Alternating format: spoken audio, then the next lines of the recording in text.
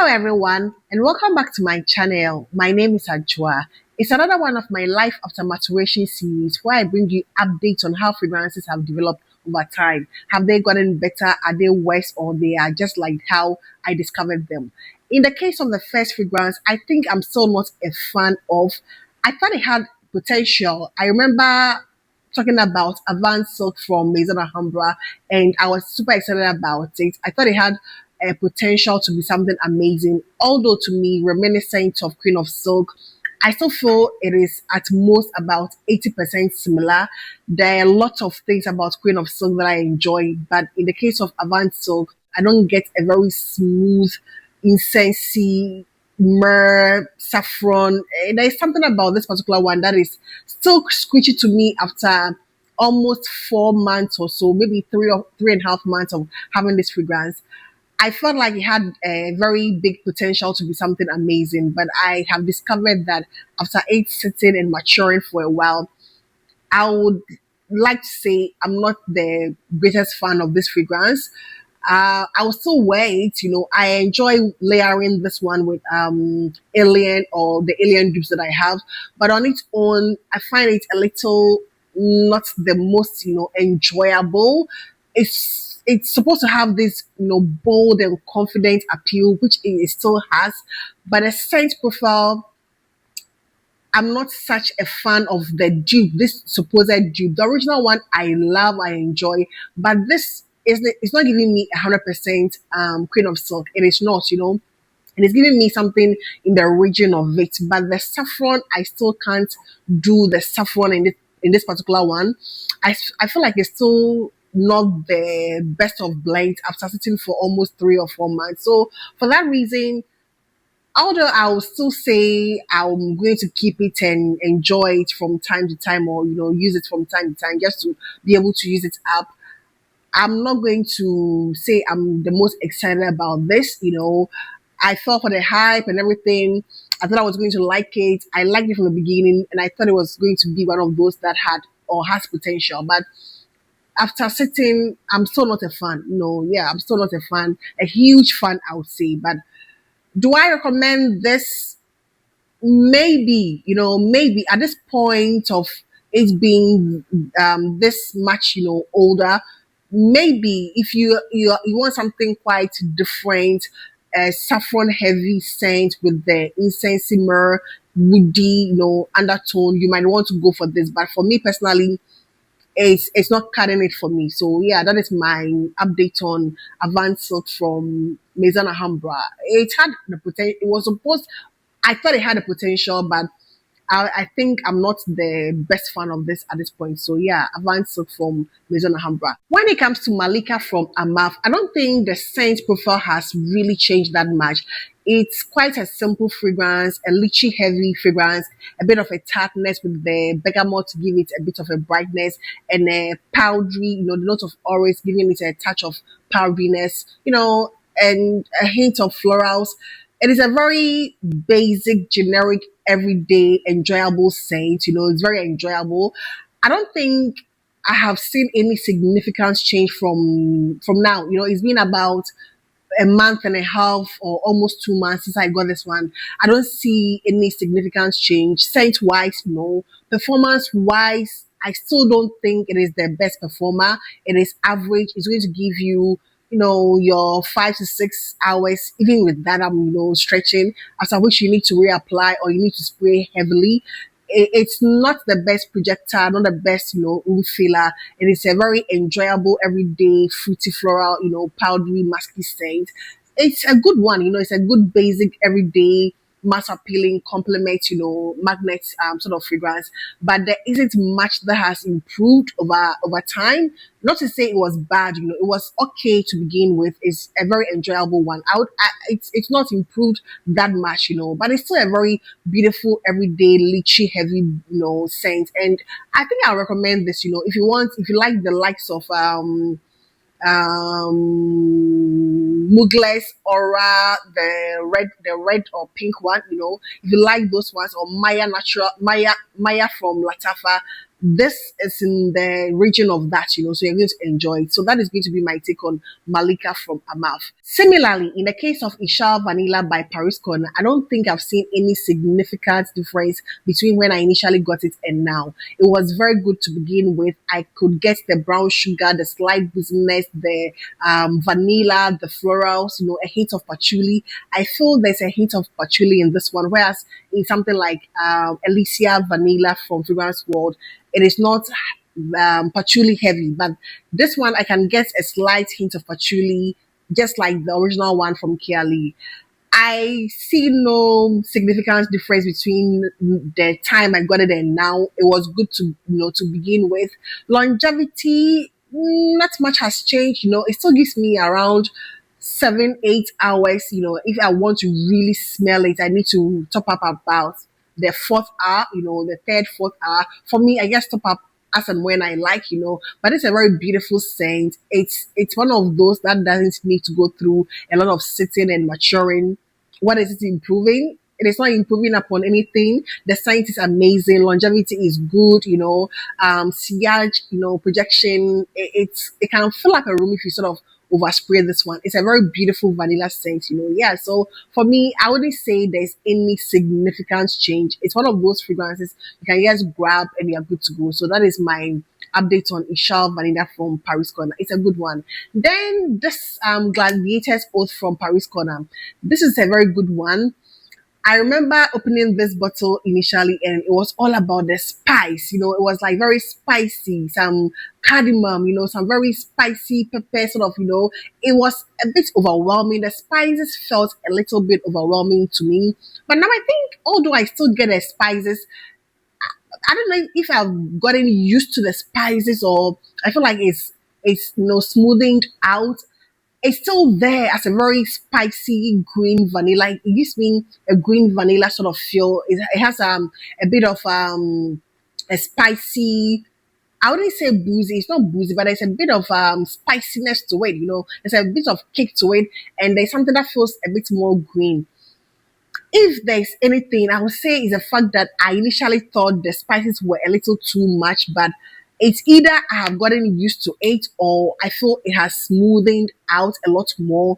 It is beautiful. It is known to be inspired by Goldfields and Banks Silky Woods, and that is a fragrance I'm not familiar with at all. This on its own is beautiful. It reminds me of Junaid's Moata the Hub. I have a decant of Moata the Hub, and as soon as I sprayed it, I was like, yeah, it reminds me of that. And that was released a lot earlier. I'm not sure when Silky Woods was, but inspiration came from one of them. But it's a very beautiful one. It's one of those that, smoothings out, especially the spices. If you are not too comfortable with the spices at the top, I think maturation is going to take care of it because for me, my bottle, it feels a lot more smoother. I still get the spice, but I feel like it's mellowed down. It's much more enjoyable. It's not overwhelming to me at all. Not to say the initial one was overwhelming, it was not, but after sitting for about a month and a half, it's smoothing out in the most beautiful way. Scent-wise, it is amazing, but you need to love spices. You need to love spices in combination with the vanilla before you can appreciate this one. And that is my update on Gladiators Oath. In the same fashion, I'll go with Romance Riviera. And this is the interpretation of Zerjov's Ella anniversary. That is equally a fragrance I'm not familiar with. This on its own initially it reminded me of, not to say it doesn't still remind me of those fragrances, Pear Potion and then Care Fusion by Paris Corner. It has elements of both with the lychee and the apple, and the sugariness. It has aspects of those two fragrances. This on its own is like a blend of that with some more woods. I get a prominent woody, slight woody touch to this one. This feels a lot more elevated, like an elevated casual, whereas Pear Potion and Care Fusion feels a lot more relaxed and a lot more, playful. There's a bit of seriousness to this one with the presence of the woods, and over time, I get the woods a lot more. It feels, I would say unisex. I wouldn't necessarily say it is feminine leaning, although it has the pear and the lychee and the sugariness. Because of the woods and the woody nuance I perceive in this one, it gives me more of a unisex vibe. The more it sits, the more the woods come through, the more I get a woody, much more unisex appeal than a boxed out, feminine one. To me, it is good. It's a very elevated, casual. If you don't want to do your everyday girly fun ones like the pear pushing and care fishing, you might want to go the extra mile or the extra step with something a little more elevated. And the woods in this one pulls through a lot more. It's becoming a lot more intense, although very tolerable still. But the woods are a lot more dominant. You can see the woodies, spices coming through a lot more than when I initially got it. It's also smoothing out. It is good. It is good from day one. From day one, it felt like a lot more sweeter. I could immediately get those two fragrances, but over time, it sort of turning into its own thing, although still reminiscent of pear pushing and care fishing, but it's still giving me its own direction with the woods and a hint of that wood that I perceive in this one. And that is Romance Riviera. It is lovely. I would say it is lovely. It's year round, in my opinion. You can wear it during the day, date night. It's very versatile, I would say. And that is my take on this one. Strawberry Pound Cake by Paris Corner. I'm still not sure how I genuinely feel about this. I also felt like this has potential, of being something amazing. I still feel like it has to go through a lot more maturation. It was okay from the beginning. Longevity is still a piece off. The longevity of this one is so poor. I remember mentioning it, when I initially did my first reaction to it. Longevity was like, where is the fragrance? As soon as you put it on, you're beginning to search for it. It's been about a month or a little over a month. I'm still struggling longevity wise. I'm like, where are you? Make an appearance somehow. It doesn't make any appearance. Longevity is poor, less than an hour. I can barely smell anything. Scent wise, I still have a little issue with this one, although reminiscent of to me, Bath and Body Works, strawberry pound cake. I feel that one is a lot more blended well, a lot more sweeter. I feel there's a bitter undertone or undertone to this one. There's something slightly bitter. Maybe it needs to sit for a lot longer. I don't know how long, maybe 6 months or something. But I'm not giving up on this one. I'm still going to wait on next. But I feel like it's one of those fragrances you grab and you might want it to sit for a bit longer to be able to appreciate it. It is a everyday generic one. I prefer the one from Bath and Body Works a lot more. It's much more blended, much more smoother, a little more, fun. And this one is also fun, but I think it is the blend I'm struggling with, and there's this bitter undertone that I'm perceiving that doesn't really sit well with me. Aside that, I feel like it needs a lot more time. If you are in a hurry to buy something and utilize it, this is not going to be the fragrance I would personally recommend. You might want to buy it, and just tuck it somewhere, spray some out and tuck it somewhere for at least 4 months, 5 months to be able to appreciate the scent profile. And that is my take on strawberry pound cake from not from Bath and Body Works, but from Paris Corner. Cherries by Hayakatata is a fragrance I hardly speak about on this channel, but it's a very beautiful scent. It is a fruity, cherries. It has a note of cherry. It's supposed to have cherry liqueur, but I don't get anything boozy.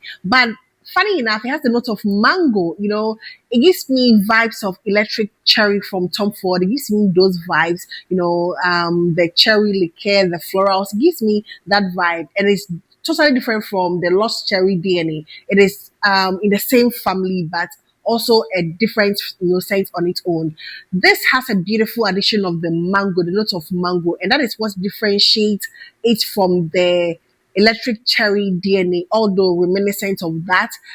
The mango is not very dominant or overwhelming. It is laced well with the cherry and the other florals. It has a white floral, so it's part floral and part fruit.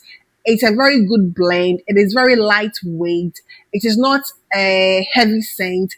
It used to be very light and almost non-existent. It's been over 4 months. At this point, I get some performance. I get some performance, but it's nothing super long lasting. It's one that you can easily doubt yourself in. It is not overwhelming. Performance is still a bit of issue as compared to something like Google Puff.